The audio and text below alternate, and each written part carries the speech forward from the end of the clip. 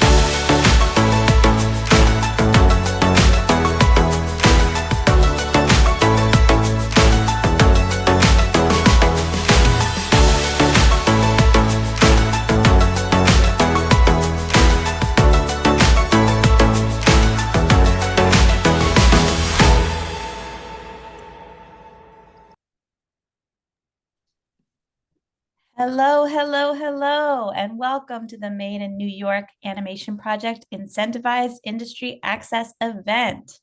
My name is Steph, and I am an art therapist at TAP, and I will be one of your hosts for today alongside my wonderful co-host, Cora. Hey everyone, I'm Cora and I am an animator here at TAP. Today's group is scheduled to run from 4, which we're just 2 minutes over, so we're already doing good, to 5:30. And before we begin, let's just review some information about this webinar. So this is obviously a Zoom webinar, so we will be going to this virtual space together. You're not going to be able to turn on your video or your microphone during the event, but we do encourage you to use the Q&A feature to engage with our guest speakers. So if you have thoughts, you have questions, absolutely put those in that Q&A section. And you're counted as being here as soon as you log on. You do not need to follow up with us or do anything extra in order to be marked as present. And if you lose connection, obviously try to come back because we don't want you to miss anything, but you will receive your incentive even if you get disconnected. Thanks, Cora. I'm super excited for this industry access event. So let's look at today's goals. Number one, we're going to have our opening ritual very shortly. We're going to read through our TAP Creed. Then we're going to go over some program and incentives information. And then we have the reason why you're all here today, to meet our guest speaker, JP Talty. We're going to have some time for a Q&A with JP, and then we'll close together. That's all super exciting. So, Steph, as a creative arts therapist, how should we open today's group? Well, as you know, in every TAP group, we start with an opening ritual to help us check in with ourselves and with each other. So for today's opening ritual, please use the Q&A feature to answer this question. What is your favorite tool to use to help you create? That could be anything from a paintbrush to a computer mouse to listening to some music is your tool to help you create. The options are endless, so we would love to have you share your favorite tool to help you create. Ooh.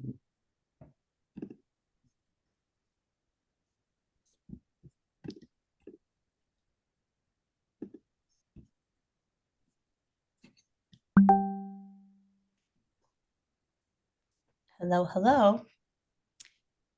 Cora, do you have a favorite tool? I have a tablet that connects to my computer, and I've had it since I was in middle school, and it has not failed on me yet. So it's probably my favorite tool is my digital tablet. Wow, you must treat it really well too. That's, I think we'll actually mention something like that later. Hmm. Well, I'm seeing in the Q&A, Anne just saying my iPad. Michelle agrees, my iPad. I love using Procreate. John says a pencil. Cariel, excuse me if I mispronounce any of your names, shares music and looking through Pinterest. Oh, that's a great tool to kind of elicit inspiration. Hugo says Rhino software for my models in my design classes for architecture and Photoshop to render. Abraham says, for me, live assistance. Ooh, that's a great tool we don't always get. My camera.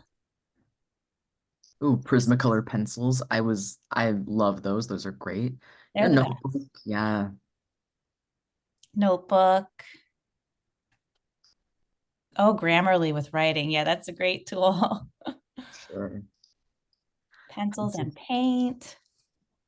Your friends help inspire you to create. Yeah, I definitely feel the same way. GitHub or GitHub? I've never heard of that. Don't know Oh, what that that's like a coding host site. I've used it before. It's definitely a great tool for projects. is. Very cool. Very cool. Another iPad, Adobe, great tool. Flipnote on the Nintendo DS as a tool. That's fun. If you're just joining us and you missed the opening ritual question, please throw your answer into the Q&A feature. We'd love to see what you say. Hmm. I also use my sketchbook and Procreate to help me create. Paper and pencil. Oh, and then mechanical pencil, charcoal pencil, laptop, TV and music. No, I understand. Sometimes it's nice to have that background noise. It almost helps you focus more. That's great. Yeah, definitely not weird. TikTok. Yeah, that can be a great starting off point, like seeing what other people are doing, what other people are creating as an inspiration. Sticky notes. Yes, great tool. That's great for brainstorming ideas, sticking them up on the wall, seeing what you have in front of you. Sketching, brushes, and beauty blender. Sounds like we have a makeup artist. Unless beauty blender is some technology tool that I don't know about, but I know of the actual beauty blender. Steph, did we get your answer to this question yet? Oh no. I would say just thinking kind of, I was inspired by folks who said music and stuff like that. I'm thinking like when I go outside and I'm around nature or animals, I get really inspired. Yeah, Yeah, I'd say nature. Music. Thanks, Bo. for sure. Oh, a camera. Ooh, having a to-do list. I agree with you. It's so helpful. Even if your task for the day is, I'm gonna make my list, it's a good start. You know, it feels so good is checking off those things. I like making little boxes next to everything, and that's so satisfying to check it off. Absolutely, yeah. Hoshi or Zoe? Oh, I'm sorry. I thought you were saying a tool. We have, well, somebody will answer that question for you. Solana says, my hands would be my favorite tool. I like physically making things sometimes, such as sewing or woodworking, along with traditional digital art. Amazing. Liners and a laptop. So many amazing tools. Any last thoughts? Thank you all so much. If you have any more tools that come to mind, feel free to throw them in the Q&A. We can always come back to you and acknowledge what you said. But we're going to keep it moving. All right. Before we welcome today's guest speaker, let's review the TAP Creed and go over some incentives information.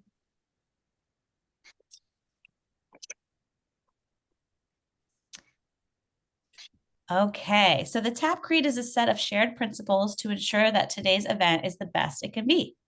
Number one of our creed is that we show respect. We're a team of individuals from different backgrounds and experiences with a shared interest in learning. We live up to the same expectations as we would in person. We mute ourselves when we're not speaking in order for all voices to be clearly heard. Number two here, which we almost mentioned earlier, is that we take care of our technology. We utilize our technology with care and professionalism in order to support the learning experiences of all who attend. Number three is we focus. We have a lot to learn. All of our attention is focused on the group. We do our best to limit distractions around us, and we wear headphones if possible. Number four, we participate. We are engaged in the group. We abide by the creed when asking questions and sharing our creative work. We own the content. This is our group. This is our opportunity to learn more about the animation industry and express ourselves creatively. And number six, we attend group. Our voices and ideas are valued. We attend each group we are registered for. We log into the group on time and stay until the end. Our Zoom names match our registration names. Awesome. And I want to acknowledge in the Q&A, we had someone, Mohammed, add that ink, pens, and paper are go-to tools for creating work, and music also to help them focus when working. Thanks, Mohammed. Okay, now we'll take a moment to review some information about incentives. So if you're wondering how much will you be paid for this IAE, attendees who registered for this webinar will be paid $10 for attending. And when will you be paid? Well, the incentives will be mailed out by December 18th in the form of a card, and you should receive your card by mail by December 26th. If you have any questions about your incentive, please email incentives@theanimationproject.org and our team will assist you. All right. Thank you for sharing that important information about incentives, Steph. And now I am super excited to welcome our guest speaker for today, JP Talty. JP is an animator and creative director. So welcome, JP. Hello. How's it going? This is kind of fun, like just popping up as my name is said. Like Cora said, I'm JP. I work as a creative director, as an animator. I'm in my studio right now. My studio's in the Bronx, and I live in Harlem.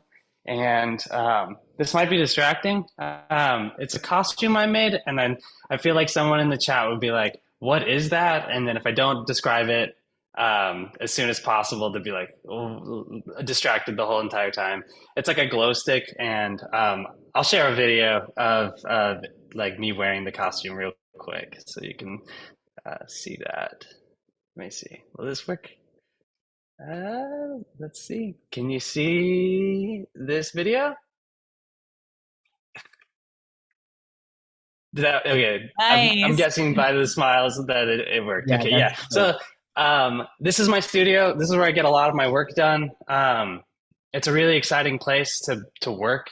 And like when the question was like, what is your creative tool? And this season of my creative work, it's my studio. My studio is like a place where I can make a big mess. If I make too big of a mess, I can just cleaning it up. Like I can clean it up tomorrow. Like originally I was going to put like markers and pens, but I feel like this is a big place where I can just marker and pen. So a space can be a creative tool as well. So, but I'll be giving my presentation from here. And is it cool if I just jump into my slides? Great, cool. Let's do it. All right. Getting away with art. Okay, so my presentation is on making a pitch for your work. There's a lot of terms. I'm going to describe them, but I first want to talk a little bit about myself, and it'll help with understanding this idea of getting away with art. Because I don't know if anyone else in the group ever feels like that maybe your work or whatever you're making, people don't know how to like receive it, or they don't know what to do with it. And sometimes you feel like you're like hiding your art, or like your art's not on display because you really don't know how to talk about it. And so for the longest of times, I've felt like I have to get away with being an artist. Like it's kind of like the secret thing that like I just don't know how to talk about, and I have to convince other people like how to let me do it. But as you can tell, I work as an artist, so I managed to have figured out some way to get away with it. So, I'm JP Talty. This is me, and I call myself an artist. I work primarily as an animator, and the creative direction is a big part of what allows for me to be an animator. So these are just some GIFs of some of the work that I've done, just showcasing some of the styles. I don't have like one style. I don't have like one thing that I do really, really well. And I think some people can tell you that that's like a weakness, but it's been just kind of me figuring it out. I'm only 28. I spent the last like 8 years of my 20s trying to figure out what I like to make. And I haven't figured it out yet. And I think that I read this quote that if you asked an artist what kind of work they make, they would say like everything. Because if you're like me, you figure out one thing and then you get a little bored and you move to another thing, but then you start feeling like you're cheating on your other like medium, and then it gets really messy. And so I just don't put any labels on it anymore. The animation that I make are oftentimes the things that I'm really interested in.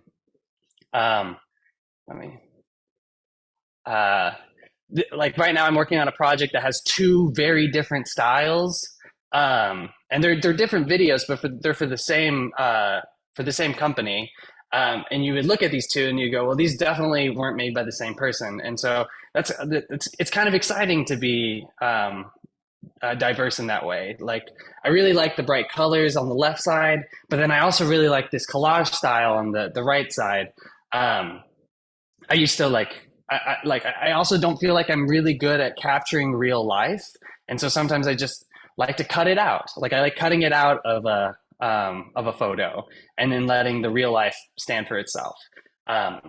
This also probably is because I came from a video background. A lot of my work before my animation was making videos using my camera to tell fun stories on YouTube. I'll get to that. I'm really, really proud of some of my design work right now.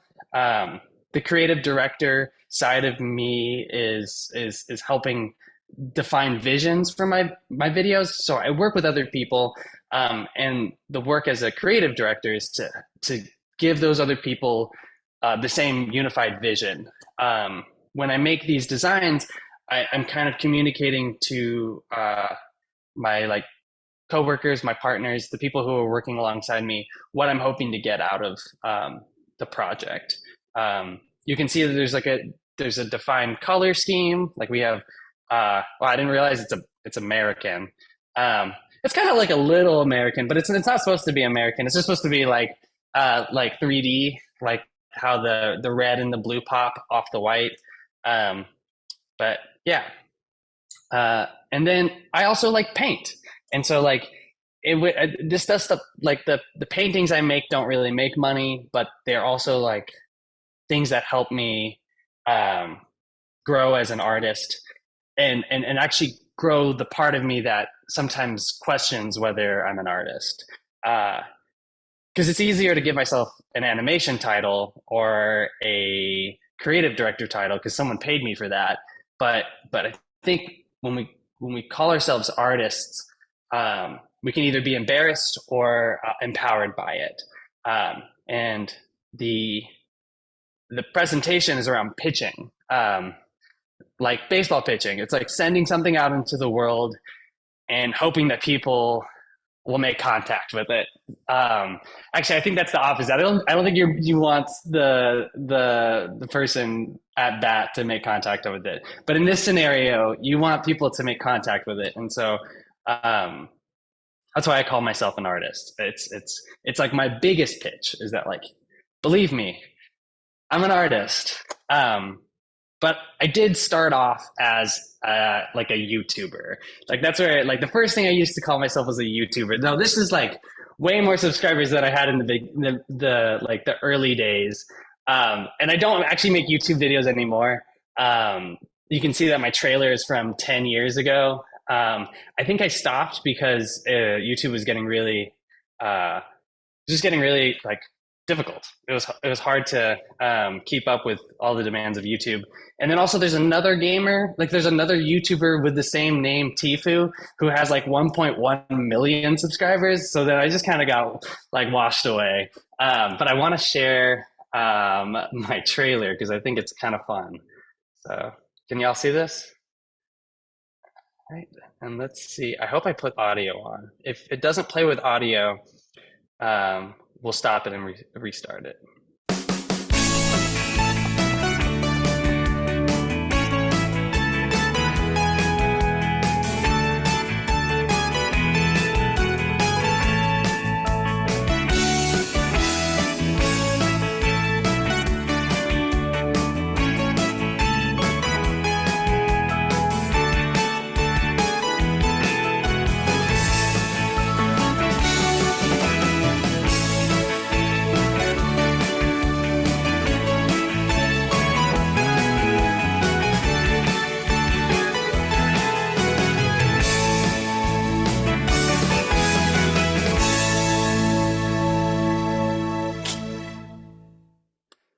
All right. So that's not New York City. I grew up in Florida. I grew up on a little farm in Florida. The only reason why I was able to film on the streets is because there was no cars passing by. And I mostly did video. But if you were to watch that and you go, what is his profession? It looks like a YouTuber, but also doesn't really make total sense what I was doing. And that's totally fine because I was in high school. I was just figuring it out. I was making designs. I was trying to like be a company. I wanted people to like follow me on YouTube, and like I was convinced I would be a YouTuber. And this was like 10 years ago. And like if I was still a YouTuber, I think y'all would know me by now because 10 years is a long time. And a lot of the YouTubers who started 10 years ago are either have left the game or are massive. And so I'm not one of them. But I still wanted to make something. I didn't know what it was. I still saw myself as an artist. And so at the end of high school, I wanted to go to college for filmmaking. And it was really difficult, not because getting into college was difficult, but it was actually really difficult to convince my family to like believe me that I could be an artist. Like for the longest time, I was just making YouTube videos. Like they couldn't see it as a profession, and I didn't have a way to convince them. So I'm going to tell a little story on how I eventually convinced them. In high school, I used to clean houses. I was I lived in Florida, and I was in the countryside, but like if you go 30 miles south, you hit the beaches. And if anyone's ever been to Destin, Florida, or like Panama City, or like Pensacola, not Miami, like the beaches that are like south of Alabama, like that's where I lived. And I would drive down and I would clean houses with my family. My mom owned a cleaning business. And so we would clean these houses, and I hated cleaning houses. And you can see it, these houses are massive. Like they weren't like sweep the kitchen. It was like sweep all 3 kitchens because there's like one on each floor. And then make 12 beds. And I just was so tired of it. And I also knew that like I was a senior in high school. I hadn't convinced my family that I could do this like for a living, to make videos. And so I thought, like, wouldn't it, like, it's not a bad idea. Maybe I'll film these houses and then like show it to the owner of this house. And I thought that he would buy the video. Like I didn't know what he would do with it, but I just felt like, well, this is his job. Like he might want a video of these houses. And so like when I was cleaning it, as I would clean like a room, I would like film it. I would just walk around with my camera and I would just film it. And by the end of it, I made this video. And I should have put it into the slides, but I didn't. But all that to say, it impressed the guy who owned the houses. and he let me do it for like all 30 of his houses. And I made like $200 a video. And I thought that would convince my mother. And I think she still didn't think it was practical, probably because I only made, what is the math on that? 200 times 30, 6,000, which actually that's a good amount of money. But granted, it's over the course of 2 summers. But 6,000 is not enough to live on. I don't know if you guys have realized that yet either. That like 6,000 is not a salary. But it was at the end of my senior year, and there was a family friend. It's gonna go sad real quick. There was a family friend who passed away, and I remember the family was like, "Can you make a memorial video? Can you make something to remember this person that we loved?" And I made the video, and it was kind of like someone who was well known in the community.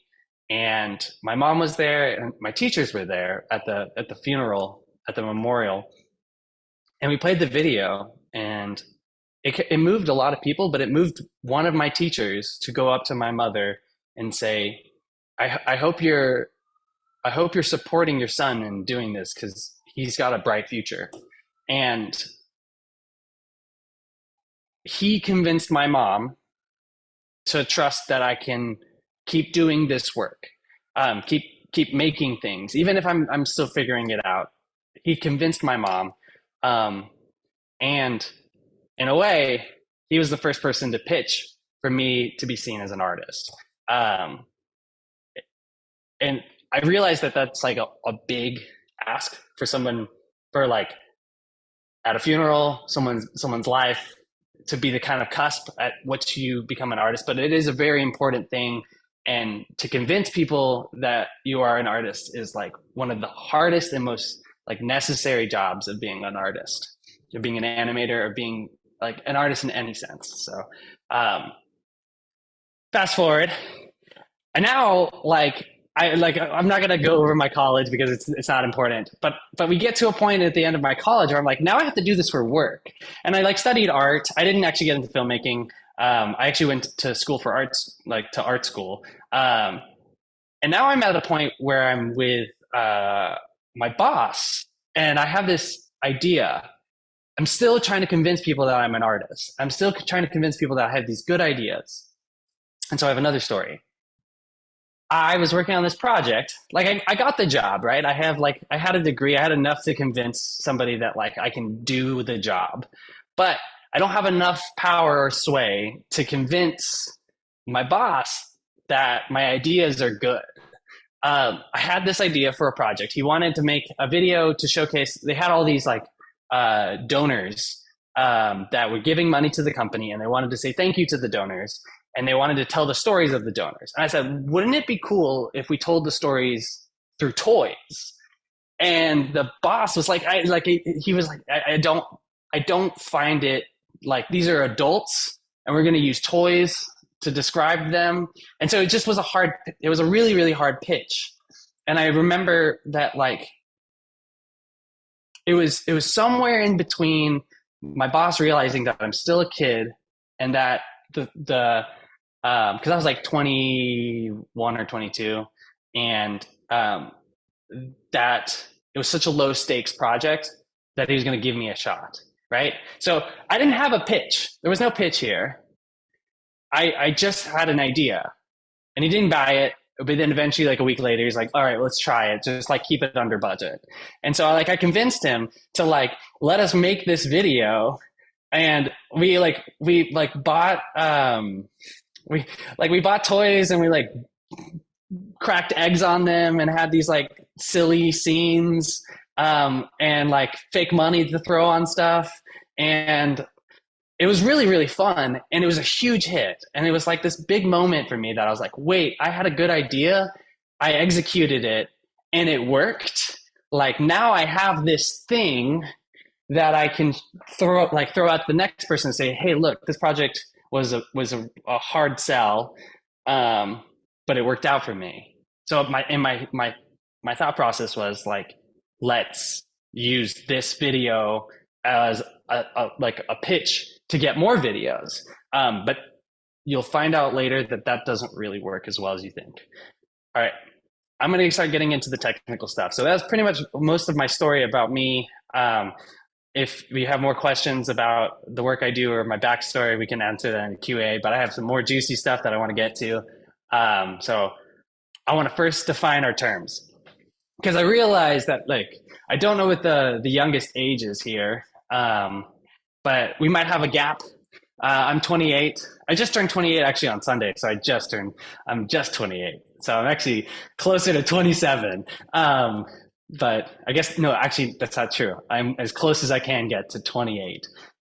But there's some terms I learned that I'm going to probably just like automatically say because they're kind of business terms, things that I've just picked up over the last 8 years of working that may not make total sense. So I'm going to break them down. So pitch. What is a pitch? A pitch is, and we're breaking it down. I'm going bigger than like the technical definition, but the pitch is essentially a message to convince a audience for. Probably should have wrote it down. I in my head, I was like, I have these things all on the top of the head.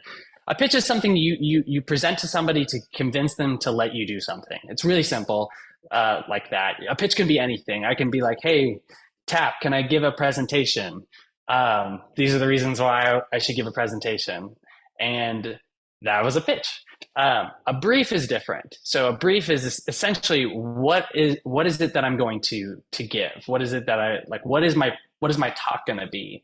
Now that we got the pitch, I need to break down what exactly is entailed for the client. So the client is essentially your teachers right now, your client. They're the person that you have to work for or work to impress. It might be your parents, might be a client. Your friends might be clients, but like in the business like definition, a client is somebody who you work with, who pays you, who's not your boss, but is like is a separate entity that you work for. A lot of freelancers like myself will have like a number of clients that they work with. We don't go in office. We have like clients and we talk with them. So if I were to work with Tap, but stay as a separate entity, Tap would be my client.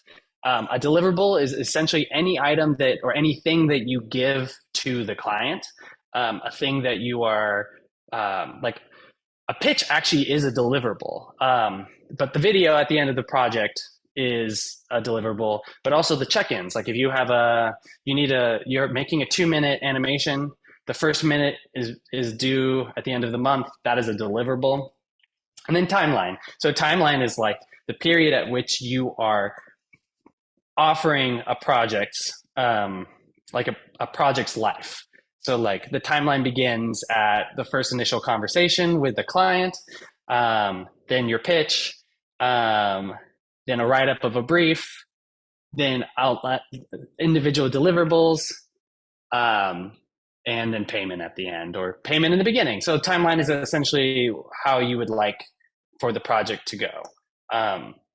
Budget is just money, what you're getting paid. It's a weird term because it's like, how much money do we have? But I like when working with a client, oftentimes the budget is what they're giving you. It's not like you can take a little bit of this. And so I might accidentally just say budget when I'm talking about money, just because saying how much money you're giving me doesn't really work for all clients. And then scope is essentially like, how big is this project? How small is this project? Like how much involvement am I? So scope is just essentially like defining the relationship of a project. And then reference, this will make more sense when we're working on the pitch deck, but a reference is anything that you are showing to refer to. That's so dumb. I don't mean to define it with its own name, but like if you want to show a video that like is not yours or is yours and you want the client to like know that this isn't a deliverable, this is a reference, just essentially something to give the client as a way to say, this is something I'm working on. And I imagine some of you probably already know some of this, and so I apologize if it was redundant, but I know that I'm going to be going quickly, and I don't want to like lose anybody when certain terms are being thrown around. And yeah. Okay, so a pitch is a convincing presentation to help you make art. This is what I've been building up to. As we could tell in my early experience, that like I tried to convince my mother that I can make a living making art. It wasn't convincing. Then another adult came and convinced my mother. Then my boss wasn't convinced that I could make something, and then somewhere in his heart he was convinced. I don't get it. And for the most part, when you don't have like when there's no rhyme or reason for why people are convinced, it can feel really like helpless when you're making art and trying to convince people to pay you for making it. And so the pitch is there to give you control. Well, that's probably too liberal. It's there to help you find control in convincing people to help you make art. So because at a certain point in the process, you have these ideas that are just like wild, or maybe they're not wild, but maybe they're wild for someone to think that you could do them, right? So you maybe are trying to convince somebody to pay you an amount of money that you've never even thought you could make, right? Or you are like, I have this idea in my head, I just don't know how to like convince somebody to pay for it. And most of the reasons why we make pitches are to like convince people to pay us money. And like that's really where my work happens, is like I do a lot of work, but it's the pitching that makes me money. And you'll see why. But it's also where I make the most interesting art, because at this point they haven't shook your hand. They haven't said, yes, we can do this. So you can throw out your riskiest ideas. And if you make a good pitch, like similar to like the baseball analogy, if you pitch that baseball hard enough, like, and they hit it, it's a home run and it's huge, right? So like at this point in the process, this is where the most risk is and the most creative ideas. And it's like huge. It's just I think it's my most important part of the process. It's the riskiest, it's the place where I make the most money. It's where I make the most interesting art. And it all happens at the very, very beginning.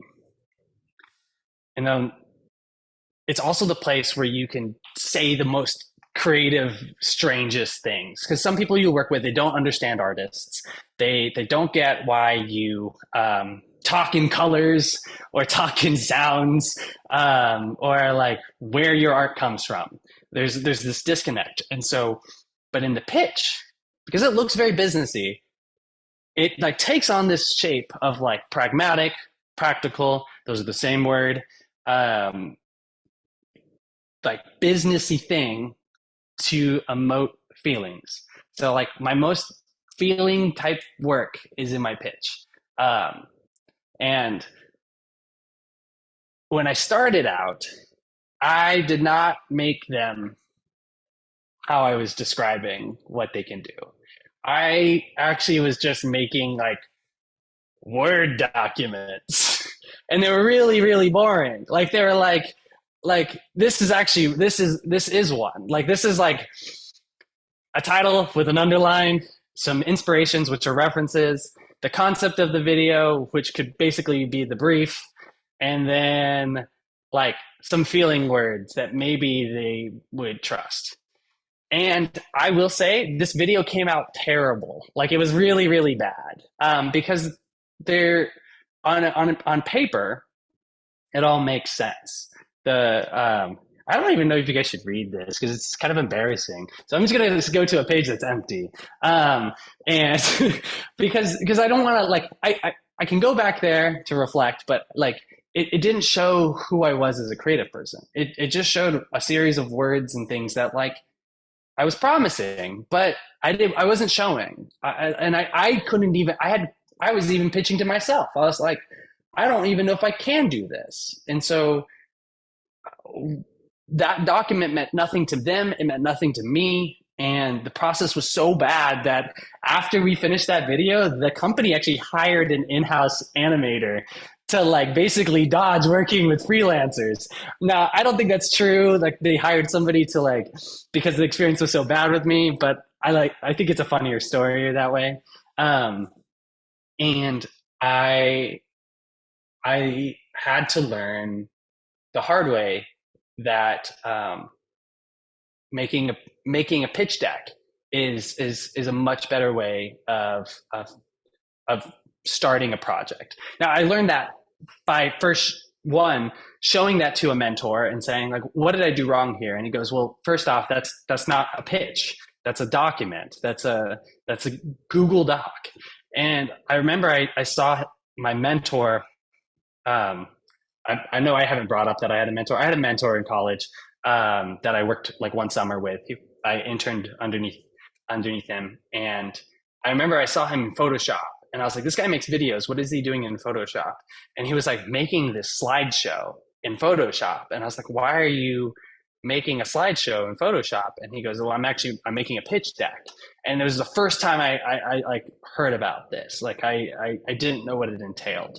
And essentially what a pitch deck was a title cover, a breakdown of the project, some inspirations, some like early ideas, a pitch for the timeline and the budget, and then a thank you at the end.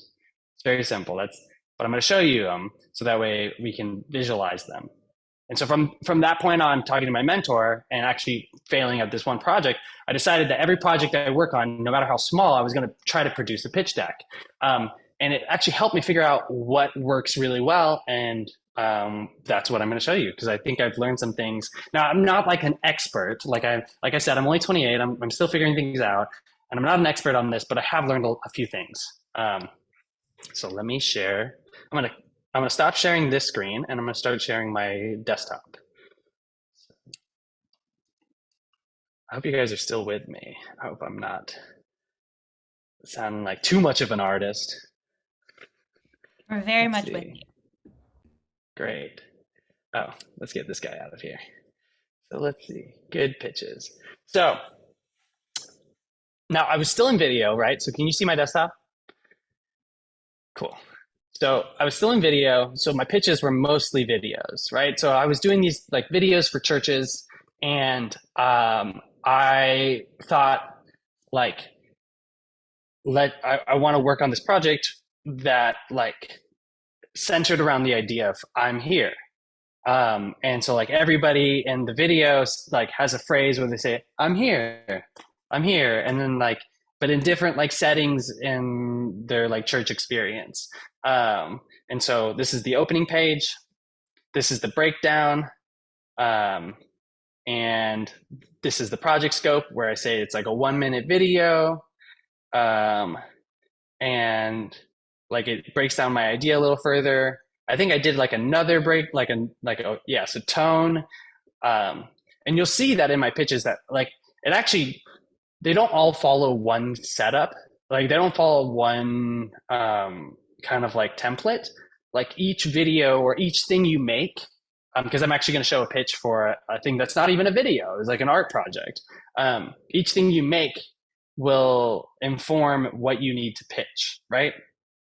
And then there's the concept with the tagline. And then I have these like mood board inspiration photos. I think I should make this bigger so you guys can see it. And then reference videos. So I had like a link that I think they could click and it would show like the video that I'm inspired by, right? And the very end, it was a thank you. One of the first things I learned about these pitches is that they always have like an opening page and the thank you at the end. And I always thought that was so strange because I was like, why do you need to put a thank you at the end? You haven't done anything. It just felt like a product. And then I realized that a pitch is actually the first product you deliver. It's the first thing you deliver to your client. And if it ends in a personal way, they feel a personal connection to it. They want to keep it. Like I had a client who kept the pitch deck because they really enjoyed it. And I'll show that pitch deck because I thought it was really cool as well. But you can see that this is their church logo. I took their branding and ran with it. Like it's all over every page, but not every page is the same, right? So like this one broke up. The tone one, which I thought would be the most interesting, and you can see it here, is different than all the other pages. So I did another video where I was like, we're going to use this projector. I wish I pulled up, I had the photo of the video. I might have it somewhere. I think I definitely do have it. So I wanted to do this thing with this projector, and it was like, this is the breakdown of the project. And then this is my concept. And so what I did here is I took their words. We had an initial conversation, and they said they like want to make this video for this thing. And I took their words and re-put it back into the pitch, meaning I listened to them. I wanted to create an immediate trust that what they were saying is also what I want to make for them. And then once we've built trust by me like basically regurgitating their words back to them, that sounds very like impersonal. I was listening and I wanted to make sure that they heard that I was listening. My concept then goes and does its own thing. So essentially we build trust, and there's a few ways to build trust, but we build trust and then I pitch my idea. Then I like support my idea with photos that I think are really convincing. Like I used 3 photos here just to show the mood. And I think you can see it. You can feel this kind of darkness. You can feel this weight. And like the black and white has this like torn paper, which I'm hoping to pull off. And then I had these references, which use projectors. And so like, I wasn't trying to show the tone of the video. I was trying to show that projectors could work in this context. And so then I had this one thing, like I made this page different because I wanted them to read the script before getting to the thank you page. Like that was my hope. Because these were pitched during, I think these were pitched during COVID. So I like couldn't deliver them in person. And honestly, I don't actually ever deliver anything in person. It's all digital. So, but here then I took like their like name, tore it on a piece of paper, put it on a scanner bed, and like reproduce something that I was like, this is what it's going to look like too. And it's a thank you with my name and my number. Very simple. And let me see. And it worked. They were very excited about it. And let me see if I can show it real quick. And I'm realizing I'm probably going to speed up a little bit so that way we have time to make one real quick, make a pitch deck. Let's see. Undivided. So you can see, and this is what we made. We had a projector and we had this guy like drawing things, and like, yeah, it was cool. And they liked it. So I'm going to move on to showing one that I made recently, and then we're going to move into making one. The newest pitch. This is the one that the client really liked and kept, and I'm super proud of it. It's a music video that I made recently, and the style of the music video is a very like hand-drawn and collage, and so I wanted to sell this idea of like squiggle lines. That was the whole idea. I wanted to sell the idea of squiggle lines, and I was like, how do I make squiggle lines look cool? And like if I told you I'm making a music video for you and it's going to use squiggle lines to describe your song, like that's a hard pitch, right? And so like I made these squiggle lines look really cool, and I talked about how they're going to work. And then I showed inspiration where squiggle lines looked cool. And then I showed these references that like had interesting squiggle lines and like weird drawings and things like that. And then I made some frames. I like made some things to showcase it. And then I outlined the timeline, what I was asking for money. And then I just said, thank you, with this cool squiggle line. And they bit. They were really happy with it. And then we made this awesome video. So I'm going to show it to you real quick. And then we're going to make our own video or our own pitch deck. So let me stop sharing and try to share. Okay, so I'm still sharing, right? So stop sharing. Then I'm gonna put this here. This moved really quick. I was surprised. Okay, so can you see this? Is it full screen? Yep. Great. All right, I'm gonna play this. I'm just play a little bit of it. I'm excited to see what you think.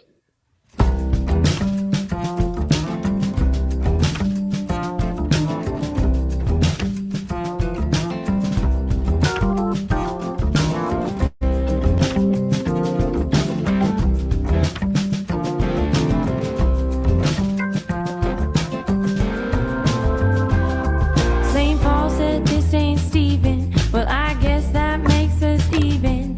As Stephen wiped the rebel off his brow. And Stephen said to Paul, you've seen one, you've seen them all. I hope that we can laugh about it now. And Henry said, All right. So yeah, you can see how the pitch and the video kind of go hand in hand. I built enough trust with the client for them to trust me to do something that I was a little nervous about. I didn't know if it was going to work, but with their trust and with their basically them on board, I was able to go to do something that I was proud of and I was also scared to do. And so you can see how the transition from not knowing how to sell my ideas to having this pitch deck got me closer to where I am today, where we essentially we have our ideas and we put them into basically a glorified slideshow, and then people pay for the final product. They're paying at the beginning because they can see the vision and you're helping them see it too. So it's a little convoluted, but I think it'll make more sense when we actually make one. So I was I think this is best done hands-on. I came up with a fake project and took some photos and stuff. So I thought, wouldn't it be cool if Flaming Hot Cheetos and Play-Doh had a collab, and they wanted a video, a claymation video, animation, to show the collab. And so let's make one. So a pitch to basically sell to Flaming Hot Cheetos. So let me share my screen. And we're just going to share the desktop, and I'll just make everything happen in this desktop space. So I actually took some photos of Cheetos. This is I did this today. That's it's not poop. It's clay that I was using for something else, and it never used it. So I was thinking maybe we do something with that. I haven't actually made anything. I'm not just I'm actually going to try to make it right now. So if it comes out bad, it's because there's no time to make something cool. But I want to still illustrate the concepts. So one thing I put in I have it in my presentation. I should probably go back to the presentation to show that real quick. Sorry.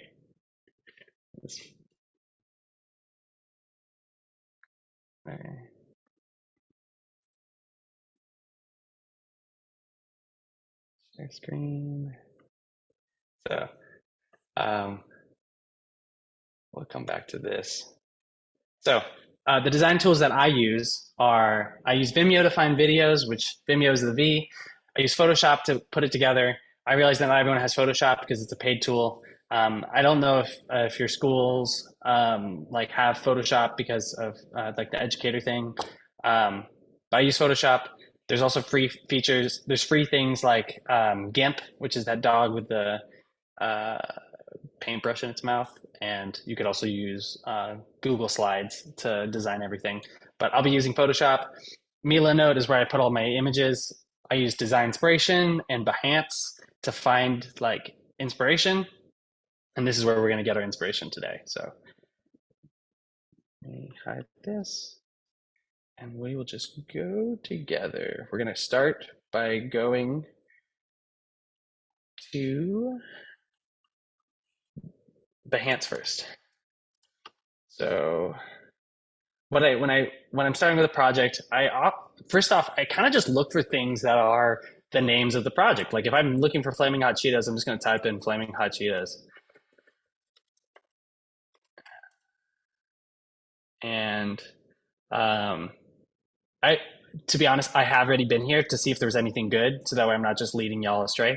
I thought this was really cool, and I'm just going to take a screenshot of it and keep it. I thought this was really rad. I like the way this was like drawn. I like also the yellow versus the red. Just grabbing that. I'm just screen capturing things. And I really do want to get this like this little fire guy, because I think that's really cool. And I think we can work with that for right now. So then I'll go to design inspiration. So it's spelled like design and then inspiration. We can probably drop that in the chat. The reason why I like design inspiration, it doesn't have all the work in the world on it, but it has this one cool feature where you can actually choose based on color what you want to see. So I'm just going to choose the colors from Flamin' Hot Cheetos and find something that I like. I did already scour this to find something that I thought was really cool, which was this thing.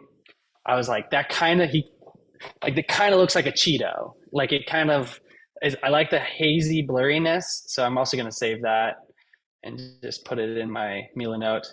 And now we're just going to jump ahead like we did more of this work and show the other things that I selected already. I liked the shadow effect. I thought this would be really cool to put, like it looks graphical, so I could probably put it on like a piece of paper. And then this looks like Play-Doh. Like it's a food item that's Play-Doh, so like that's a good inspiration. And these will be good photos to put as my inspiration in the inspiration part of my document. And then I thought it would be really cool. I saw this being done here at this Behance. Let's see if it will take me to it. I was like, that's really cool how they just put the logos together and make it look like it's a collab. Like I'll probably put an X between it, like McDonald's collab with Play-Doh. And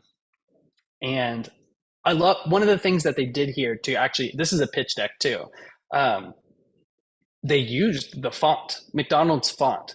And so it creates trust with your company that if you like do a little bit of deep diving on who the client that you're going to work with is, and you take their fonts, take their color schemes, and like do it tastefully. Because if you don't do it tastefully, then they're going to be like, you hurt our brand. But if you do it tastefully, which I think they did it here tastefully, it looks like a homage. It looks like it's already something that McDonald's would make, and like that wins. That gets rapport. They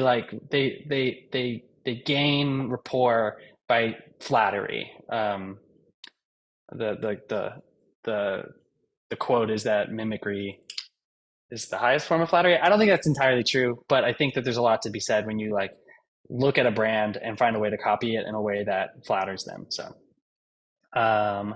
these are cool. These are all good inspirations. I found some references of like videos that I thought were like the style that I was looking for, of like how the stop motion is going to work.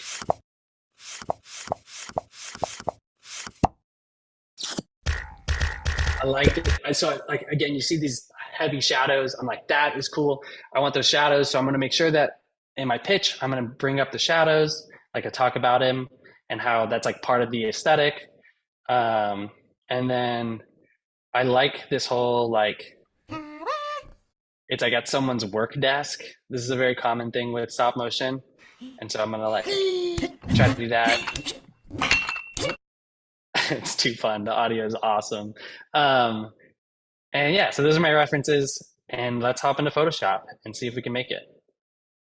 So my AirPods also just gave me the "we're about to die" sound. So if I go out, I'm going to switch to my computer speaker. So I'm gonna start by making the titles, the opening title thing. I'm gonna grab one of the these Cheetos. All right, and just scale it up. And I'm gonna create like a window for the Cheetos to live in. So that way, like my title looks like it's part of a branded video. Like every part of this pitch should feel like it's getting you one step closer to the video that you're making. So definitely don't just jump in unless you're brainstorming inside of Photoshop. But like you want to have a good idea for what the thing you're going to try to make is, so that way it can inform how your pitch deck looks. So I'm just gonna do some Photoshop wizardry.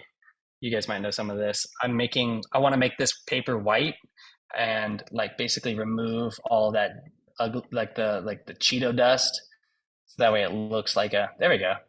So we have those hard shadows already because I did that with the photo technique. And like if some of this feels really technical, like it's not about making something digital. It's about getting your pitch heard by showing your ideas and a visual that the client can like see the final project. They can see that you already put work in, and they believe that it's going to be awesome by like the end of it. Like the pitch deck should make them be like, oh man, I really want this to exist. And so I'm going to take that orange and I'm just going to change the blend mode, and like that already looks pretty cool. And let me see if there's a cooler one. I like that. And then I'm just going to like take like I'm just going to say, what is this? I wish I could get like some audience feedback of like what the title should be. We can definitely ask. Yeah, in the Q&A feature, everyone. If anyone has a good title for essentially a claymation animation about essentially a collab between Play-Doh and Flaming Hot Cheetos. And while we're getting ideas, I'm gonna get this looking cool. I'm gonna take these two guys. Watch this. Grab him. And grab him. I'm like just screenshotting things to move quicker. So funny.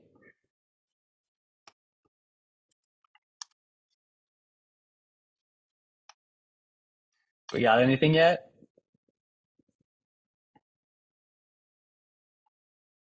Not yet.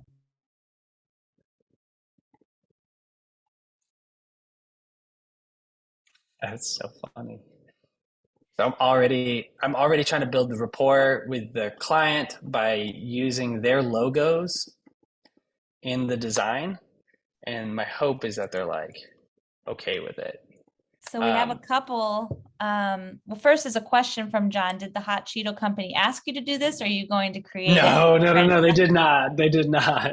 I wish. The coolest, this is a fun little opportunity for a little humble brag. The coolest company I've ever worked with was Rocket League. And that was like, if anybody plays Rocket League, it's a video game. I like wish Cheetos, if anyone has a connection with Cheetos, tell them that this would be a great collaboration. The Play-Doh could like burn as you use it. So we have a couple title options. John says fire, just fire.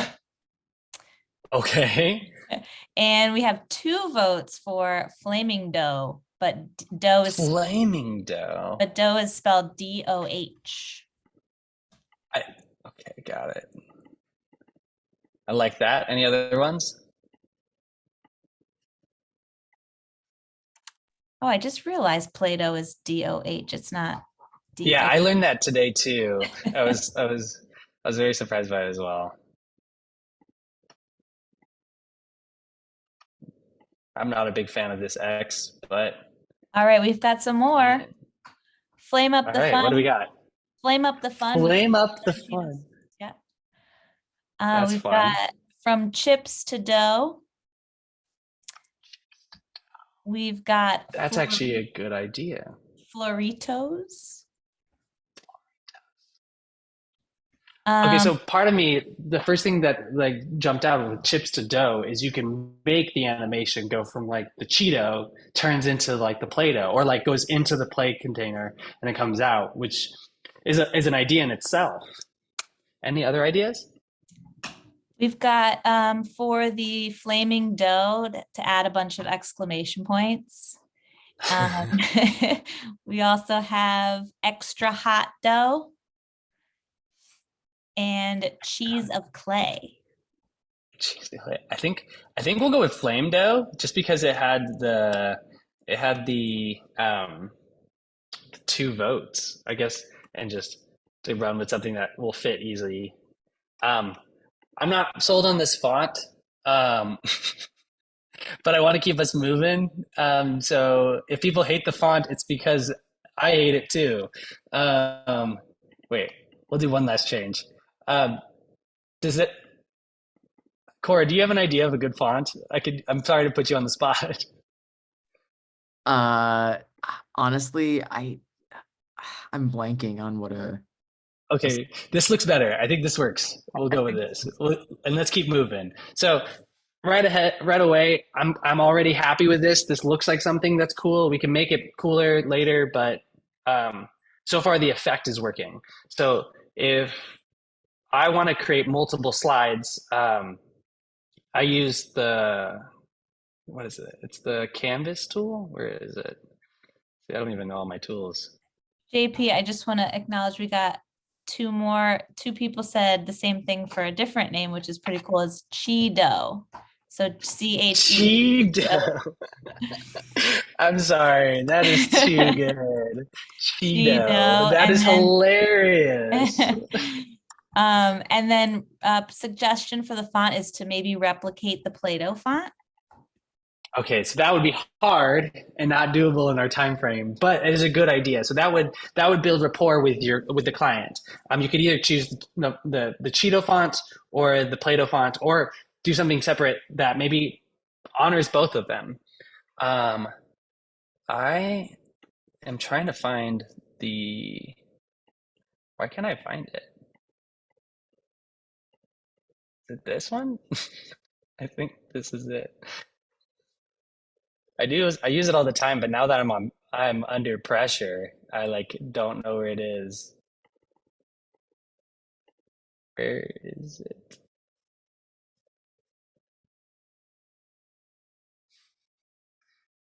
This is embarrassing. Oh, it's literally right there.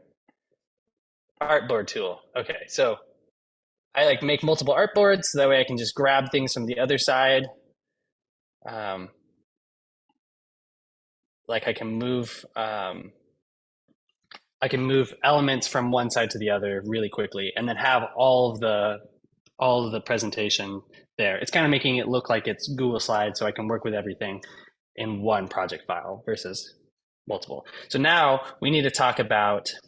So like I would grab the same color, so that way we have like consistency across the brand. But then maybe I'll do something to like break it up, right? So like make a text box right here that's like white, and then put the scope in here. So something catchy would be I can't even think on the fly. So I'm not gonna really try to do like a lot of the big idea stuff here. We're just gonna talk about like the individual elements. So here I would put the scope,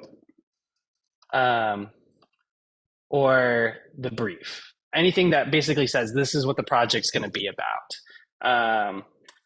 And I'll have like another element, something to move us further along, like this cheese hand. I don't know. This might be cool. And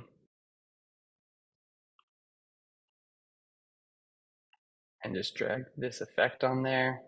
That did not look cool. So I'm not going to do that. I'm just going to grab more of the Cheetos and just have them kind of like going off the page.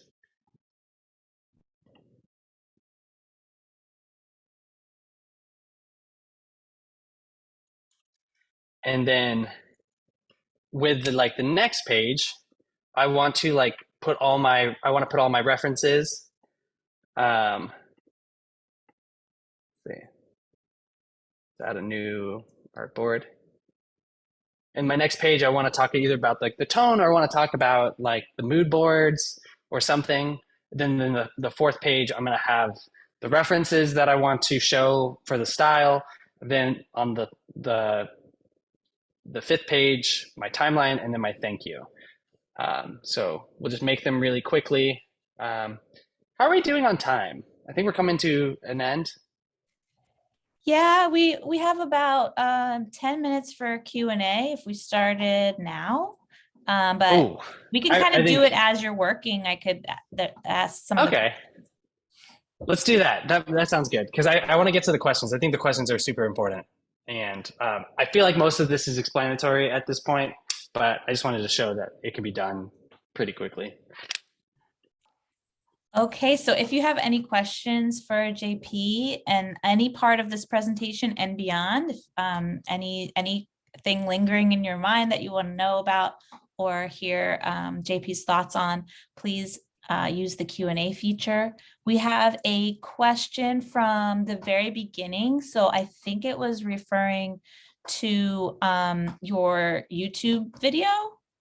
I think that's when it came up. So it says, how long did it take you to create it, and what was the inspiration? Of the video that I showed, the YouTube video? Yeah.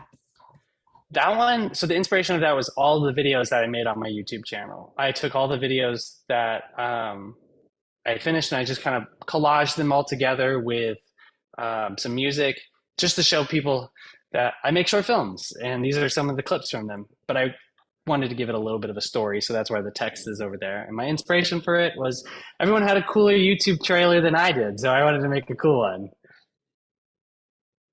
Thanks for sharing that. It was good to hear the answer to that, but I realized I made an error. I think the question was in response to the glowworm that was behind you. Oh, the glowworm. Yeah. I made that because I made that just because I thought I wanted to put glow in the dark spray paint, and I wanted it to be my Halloween costume, and I wanted to walk around Central Park as a glow stick. In the dark didn't work, so I just walked around.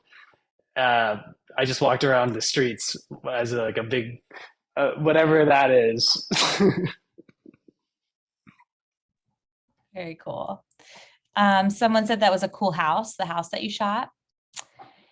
Oh yeah. It was super cool. And then someone said inflation really goes crazy these years. So when you were talking about making $6,000 might not necessarily be enough. Wondering if you have any other insights about that, and kind of like salary and pricing or money and all that. I'm curious, maybe for some of you out there who are just getting started or want to start selling your work, or pitching your work to a client, or someone that would pay you for it, where do you start with that? Yeah, so this is not the best advice, but this is the advice I gave myself, and I gave a lot of people who are running alongside at the same time with me, because I just didn't know what to price. I didn't know, and people will ask that all the time when you're starting. I was like, what do you price it? What do you price it? And I didn't have a good answer, but the best answer I could find was price in a way that scares you a little bit. Because because you might not know what something costs, you can ask around. Especially if you already have the pitch deck, you can say, hey, I'm making this video. What would it cost for you as another animator to make this? And they'll tell you, I think that would cost me about this much. But if you don't have a pitch deck and you don't even know where to start, start with a number that scares you. Because you will, even today, I still have numbers that I'm if I ask for that, I'm terrified. Because it's a little embarrassing sometimes to ask for an amount of money for something that feels like fun. It's fun to make videos, but then people are going to pay you for it. So asking a number that scares you is kind of my rule of thumb when you're starting out. Because then you're always growing. Because once you get that number, you'll be like, okay, let me ask again, a little higher. Yeah, that's great advice. I also think like you don't know how much the client actually has, and they could have way more than you think and are willing to pay more, way more than you think. So kind of related to that, how do you stay within a budget? Also, what do you do to help if you get like art block and can't think of an idea?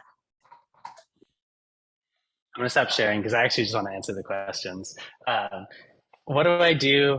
Can you ask that again? Because I was distracted by my own Sure, work. it's a two-part question. The first question is how do you stay within a budget? And then the second part is what do you do to help if you get art block and can't think of an idea? So I stay within a budget by also figuring out a timeline. If a video is, if I have to do, like, I put a timeline. I don't work with, we'll get it to you when we get it to you, because then it could go on forever and ever and ever.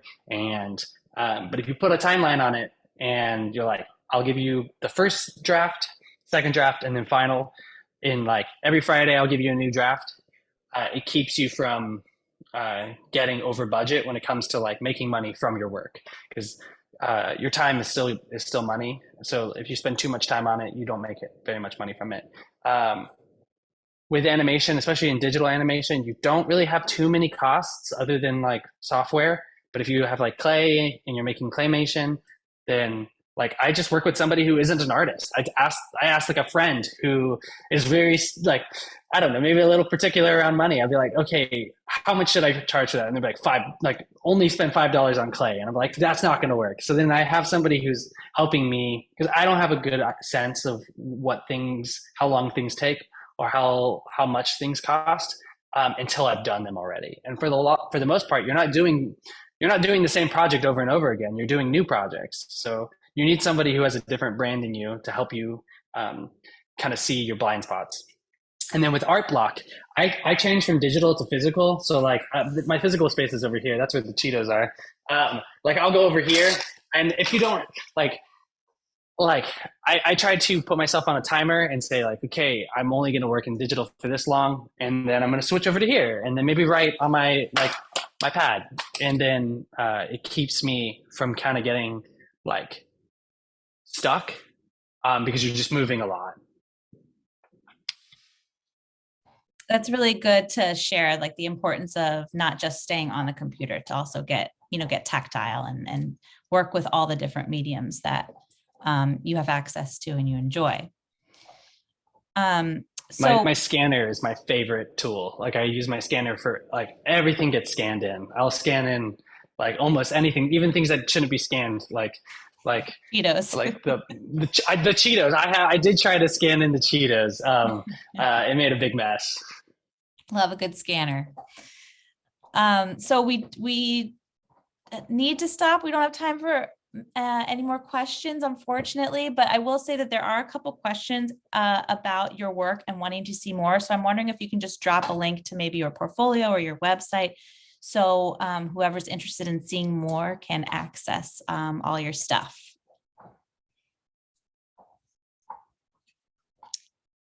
So we will get that link to you all in the chat. Thank you all so much. Oh, was that for me? Well, was I supposed to drop it? You don't have to drop it. We can get it and drop it too. Okay, I think I gave it to Gabby, so I think she'll drop it in the chat. And, okay, thanks. To my Instagram and my web. Awesome, thank you, and thank you, Gabby, and thank you, everybody, JP and all of our guests and co-hosts and the TAP team for being with us today. And JP, we invite you to stay on camera to help close out the group. All right. As we're coming towards the end of our session today, what are we going to do to close, Steph? Well, pretty simple. We're going to use the Q&A feature again to just share what you'll be taking away from today's presentation. You can use one word. What's something that stood out to you? What's a little nugget of inspiration or information, or something you really want to take with you as you leave us today?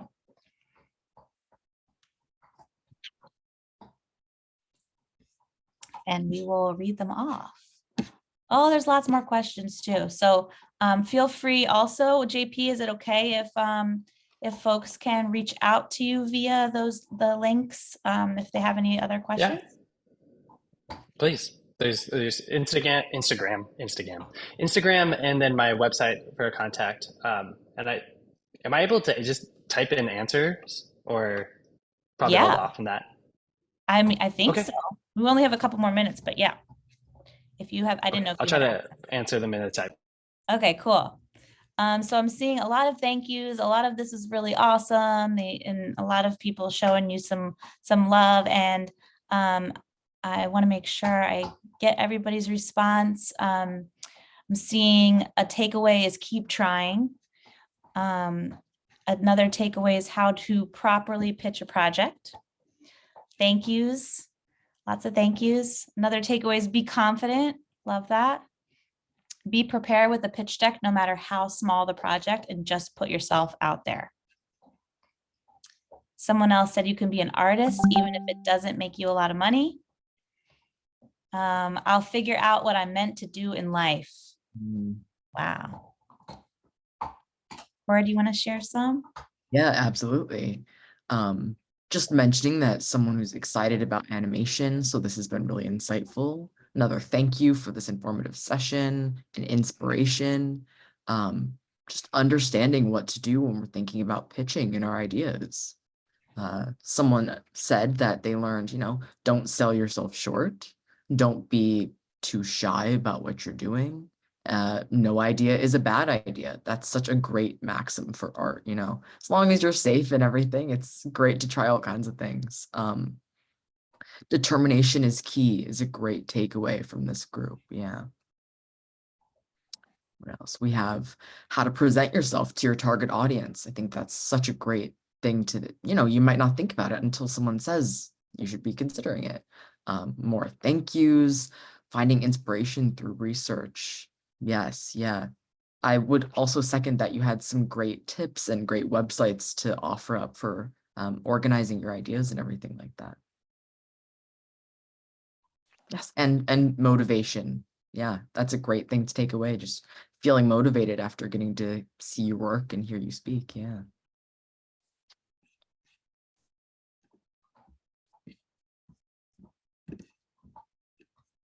Awesome. Thank you for sharing, everyone. I know I'm walking away with being so inspired. I also really enjoyed the reference websites that you used. I've never heard of those. And also the one with the color, how to get to see the color come together and see it visually is that's a really cool tool. And the one thing also that I'm taking away, sorry, I really wanted to say this, is you kept mentioning to build trust. And I think that's something that you don't hear a lot, or at least I haven't heard a lot when talking about pitching your ideas to a client. And it's so important to build trust because, that's something that we do in our groups, in our rooms with all of you all that attend all of our programming. And so it's really cool to hear that it's just as important kind of like in the business working world to really build trust with the people that you work with.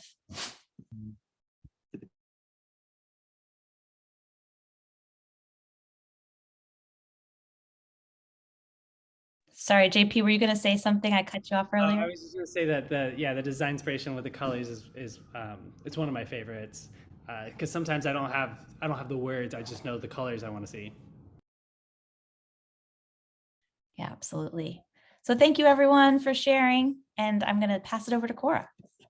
Yes, all right. So it's been so great to hear all your questions and all of your answers as well. So thank you all for coming to today's group and for participating. And thank you to our amazing guest speaker, JP, and to everyone on the TAP team who made this event possible. If you would like to join a TAP group in your community, we will have 3 in-person opportunities in the new year. Our incentivized animated storytelling groups will be running weekly at the Harlem Neon and South Bronx Neon locations.